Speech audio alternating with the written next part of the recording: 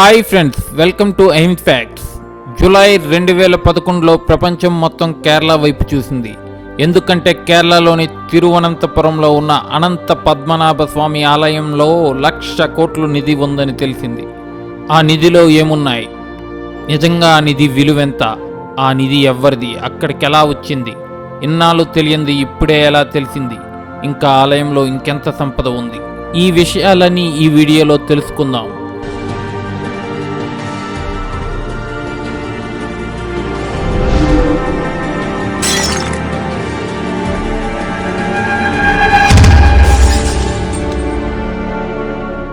ఈ నిధిలో ఏమున్నాయంటే, నిధిలో బంగారు కిరీటాలు, బంగారు విగ్రహాలు, వేల కేజీల కొద్ది బంగారు నాణాలు, బరువైన బంగారు గొలుసులు, బంగారు కుండలు, వేల కొద్ది వజ్రాలు, పురాతనమైన బంగారు నాణాలు ఉన్నాయి. వీటి విలువ 1,00,000 కోట్ల పైనే ఉంటుందని అంచనా వేశారు. కానీ అది పురాతనమైనవి కాబట్టి దాని విలువ అంచనా వేసిన దానికన్నా 10 రెట్లు ఎక్కువ ఉంటుందని అందరూ భావిస్తున్నారు. ఈ నిధి దొరికాక ప్రపంచంలో అత్యంత సంపన్న దేవాలయంగా సంచలనం సృష్టించింది. మా టామీ ఏదో చెప్పాలనుకుంటుంది, కొంచెం వినేద్దాం. మా బాసు ఈ వీడియోని మస్తు కష్టపడి చేసిండు. మీకు నచ్చితే లైక్ కొట్టండి, షేర్ కూడా చేయండి, నచ్చకపోయినా సబ్స్క్రైబ్ చేయండి ప్లీజ్. Thank you Tommy. ఈ దేవాలయానికి ప్రభుత్వం శాశ్వతంగా భద్రత కల్పించారు. ఈ నిధి ఎవరిది, ఇక్కడికి ఎలా వచ్చింది? ఈ నిధి 17వ శతాబ్దంలో ట్రావెన్కోర్ మహారాజు రాజ్యాన్ని మొత్తం పద్మనాభ స్వామికి ఇచ్చేశారు. అప్పటి నుంచి అతను తన కుటుంబంతో సహా పద్మనాభ స్వామికి సేవ చేస్తూ ఆలయ ధర్మకర్తగా వ్యవహరిస్తూ ఉండేవారు. అప్పుడు అక్కడికి ప్రపంచం నుంచి వచ్చిన వైష్ణవ మతస్థులు ఇచ్చిన విరాళాలు, దానితో పాటు మహారాజుల దగ్గర ఉన్న సంపద మొత్తం అక్కడ భద్రపరిచేవారని చెబుతుండేవారు. ఈ నిధి మొత్తం పద్మనాభ స్వామికే చెందుతాదని, దీన్ని వందల సంవత్సరాల నుంచి ట్రావెన్కోర్ మహారాజా కుటుంబీకులు కాపాడుకుంటూ వస్తున్నారని అక్కడ జనాలు మాట్లాడుకుంటున్నారు. ఇన్నాళ్ళు తెలియనిది ఇప్పుడే ఎలా తెలిసింది? 2007వ సంవత్సరంలో టిపి సుందరరాజన్ మరియు శ్రీ పద్మనాభం ఆలయం మేనేజ్మెంట్ సంపదని మిస్యూజ్ చేస్తున్నారని, ఆలయ సంపదకి భద్రత సరిగ్గా లేదని సుప్రీంకోర్టులో దావా వేశారు. వాళ్లతో పాటు దేశంలో చాలామంది సుప్రీంకోర్టులో దావాలు వేశారు. దీనిపై స్పందిస్తూ సుప్రీంకోర్టు జూను 2011వ సంవత్సరంలో 7గురితో కమిటీ వేసింది. ఆ కమిటీకి ఆలయం ట్రస్టీ ఉంటుండగా ఆలయ సంపద గురించి తెలుసుకోమని సుప్రీంకోర్టు తీర్పు జారీ చేసింది. సుప్రీంకోర్టు తీర్పుతో 7గురితో కూడిన కమిటీ ఆలయంలో ప్రవేశించి గుడిలోని గదులని A, B, C, D, E, F అనే పేర్లు డాక్యుమెంటేషన్ కోసం పెట్టింది. AB గదులు కొన్ని వందల సంవత్సరాల నుంచి తెరవలేదు.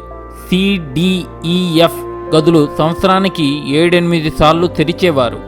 సుప్రీంకోర్టు తీర్పుతో కమిటీ మెంబర్స్ ఏ గది ఐరన్ గ్రిల్తో లాక్ చేసిన తలుపును తెరిచి, దాని తర్వాత ఉన్న వుడెన్ తలుపును తెరిచి, లోపల ఉన్న గ్రానైట్ స్లాబ్ని తీసి, అక్కడి నుంచి 7 మెట్లు దిగగానే ఒక చీకటి రూములో ఈ 1,00,000 కోట్ల నిధి ఉందని తెలుసుకున్నారు. ఈ సంఘటనతో ప్రపంచం మొత్తం అనంత పద్మనాభ స్వామి గుడి గురించి మాట్లాడుకోవడం మొదలుపెట్టింది. దాని తర్వాత బి గది తాలూకా మెటల్ గ్రిల్ తెరిచి, తర్వాత ఉన్న వుడెన్ తలుపుని తెరిచి చూశాక అక్కడ ఐరన్ డోర్ ఉందని తెలుసుకున్నారు. దాన్ని బద్దలగొట్టి తెరిస్తే అపచారం అవుతుందని భావిస్తున్న తరుణంలో ఆలయం ట్రస్టీ వాళ్ళు బి గది తెరవకూడదని సుప్రీంకోర్టు నుంచి స్టే తెచ్చుకున్నారు. ప్రపంచం మొత్తం ఉత్కంఠతో ఎదురుచూస్తున్న బి గదిలో ఏముందని, ఎందుకు బి గదిని తెరవకుండా ఆపేశారని, ఏమిటా మిస్టరీ? బి గది ఐరన్ తలుపుకి ఒక్క నట్టు బోల్టు కూడా లేదట. ఈ తలుపు నాగబంధంతో ముడిపడిందని, దీన్ని 16వ శతాబ్దం నాటి మాంత్రికులతో మంత్రించబడినదని, ఈ తలుపుని తెరిస్తే దేశం మొత్తం విధ్వంసం అవుతుందని వాళ్ళ నమ్మకం. ఈ తలుపు తెరవాలంటే నాగబంధం మీద అపారమైన అవగాహన ఉన్న సాధువులు గరుడ మంత్రాలో ఉన్న రహస్యం చదివితే తెరుచుకుంటుందని అక్కడ వాళ్ళ అందరి నమ్మకం. బీగది తలుపు అటువైపున నీళ్లు శబ్దము, పాములు చేస్తున్న శబ్దాలు వినిపిస్తున్నాయి అని చెప్తున్నారు. ఇప్పటి వరకు వెలుగు చూసిన నిధి సంపద విలువ 1,00,000 కోట్ల పైన అయినా ఇంతకు మించి బి గదిలో అధికంగా సంపద ఉండవచ్చునని అందరూ ఊహిస్తున్నారు. కానీ బి గది తెరిస్తే కేరళ మొత్తం మునిగిపోతుందని, ప్రళయం వస్తుందని అక్కడ స్థానికులు విశ్వసిస్తున్నారు. అంతేకాకుండా ఈ గది నుంచి సమీప సముద్రం వరకు ఒక రహస్య మార్గం ఉండేదని స్థానికులు అనుకుంటున్నారు. ఏ గది తెరిచాక ఒక్క నెలకే సుప్రీంకోర్టులో మొదటి కేసు వేసిన సుందర్రాజన్ చనిపోవడం జరిగింది. దానికి తోడు ఏ గది తెరిచిన కమిటీ మెంబర్స్లో కొందరు అనారోగ్య పాలయ్యారు. దీంతో అక్కడ స్థానికుల నమ్మకం ఇంకా పెరిగింది.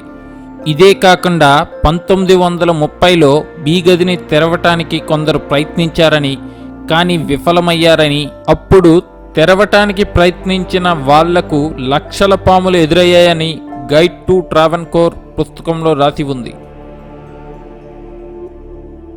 మీరు మాత్రం సబ్స్క్రైబ్ చేయడం మర్చిపోకండి రా భయ్. మరి ఇట్లాంటి ఎన్నో మనోరంజమైన ఆశ్చర్యమైన వీడియోస్ చూడడానికి సబ్స్క్రైబ్ అవ్వండి మా ఛానల్కి. Please subscribe to M facts.